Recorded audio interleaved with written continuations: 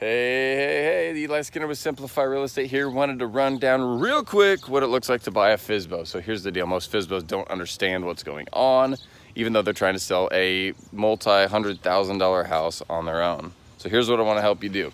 First of all, don't just go showing FSBOs. You got to call ahead. Okay. So here's how it would go. You're gonna find out from your client they want to see a FSBO, or you're gonna find a FSBO for them. You're gonna call the for sale by owner.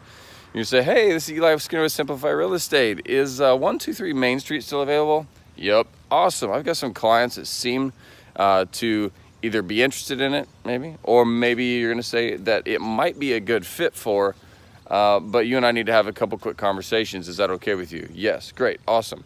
So here's the deal. They are currently obligated to pay. They're under contract with me to pay a buyer's agent fee of 3% of the selling price of the home they buy. That's pretty normal. That's what many buyers have, 3% or 2.5% or 4% or whatever that is.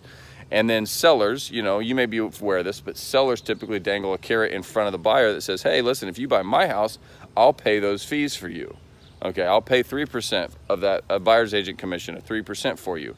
So you're paying what the buyers are obligated to pay anyway. Most buyers think their agent works for free because very few people actually purchase for sale by owners. But in this case, we might be interested in your for sale by owner. So instead of me working with an agent that's helping their seller know about this and know how to dangle that carrot, I'm working with you now, and I need to see if we can come to one of two agreements. First of all, we could, I'm gonna wipe my thing off there, my camera.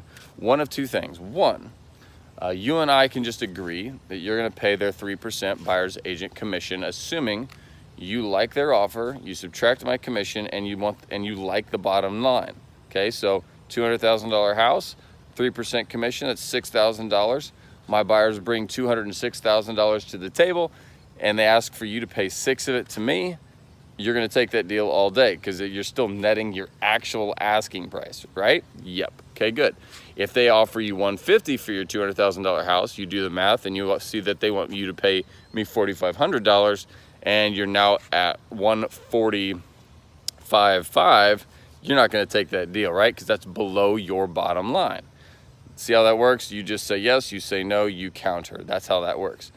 Does that sound good to you? Yes, great. I'll send you a piece of paper to sign that says that. You don't have to sell it to my buyers if you don't like the price. And two, you don't have to sell it to any other clients of mine other than these buyers, because this contract is only for these particular buyers. You're going to see their name on it, and it's going to specifically state that, okay? So, boom, hopefully, now I'm talking to you like an agent, hopefully that's where you've gotten them, okay? They need help understanding how this works. But most of them aren't offering because they want to keep all their money, but they're not thinking, hey, just do math.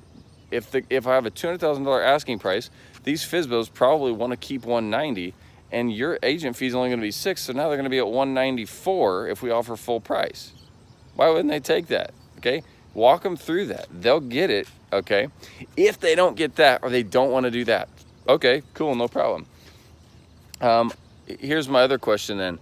Are you willing to let us negotiate my fees into the contract?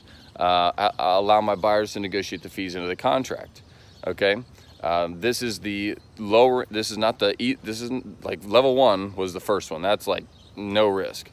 This is number 2. There's still some risk. Okay, are you willing to let my buyers negotiate my fees into the contract when they make the offer? It's similar to the way we do closing costs. You know how somebody's going to say, hey, I'll pay you $200,000, but I want $3,000 in closing cost assistance. Okay, and you decide yes or no by doing math. Same way here. Hey, we'd like $2,000 in closing cost assistance, and we'd like for you to pay our agent $6,000 to cover our fees.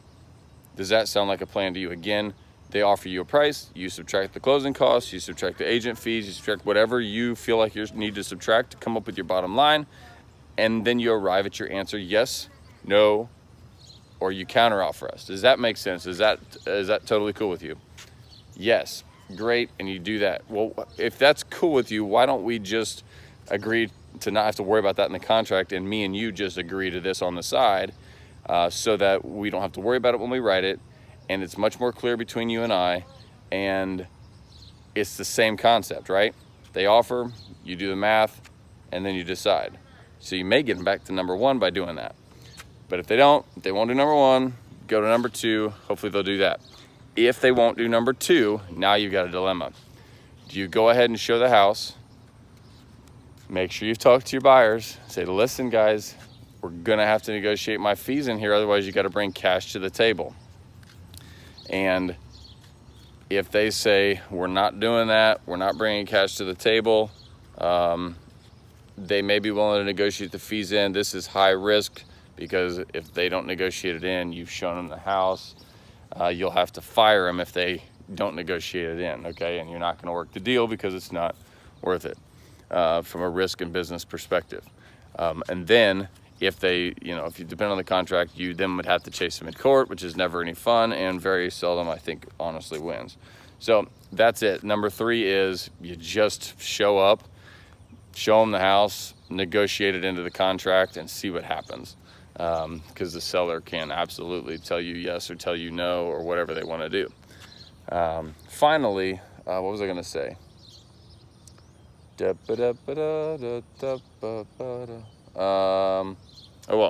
We'll come back to it, but that's how you negotiate with a FSBO. Oh, the key, this is it, this is the key. The key is to help this for sale by owner understand that, one, it's always been this way. Sellers and buyers, it's the same money. Somebody's paying for it. It's just easier for the seller to pay cash out of proceeds than it is for the buyer to bring more cash to closing. So if the buyer needs to bring $6,000 to cash at closing already, and then you tack on another $6,000, now they're bringing $12,000 to cash at closing just to pay for the house and pay for you. That's really hard, and there's a great chance that my buyers are gonna overlook your house because it costs them $6,000 in cash that they don't have. If you and I work well together, the fact is you can bring $6,000 out of your proceeds and we can be done with this whole mess, and if they love their house, you buy it. So that's the question. Do you want to take the chance that my buyers overlook your house because you and I can't arrive on a price and now they have to pay it? Same money, because they're going to subtract that from their bottom line. Or do you want to just me and you negotiate this, subtract it from your bottom line, and therefore they're not bringing cash to closing, therefore they can buy your house if they like it. Okay? It's been a lot, I know. If you have any questions, comment, call me, email me. I'll talk to you later. Bye.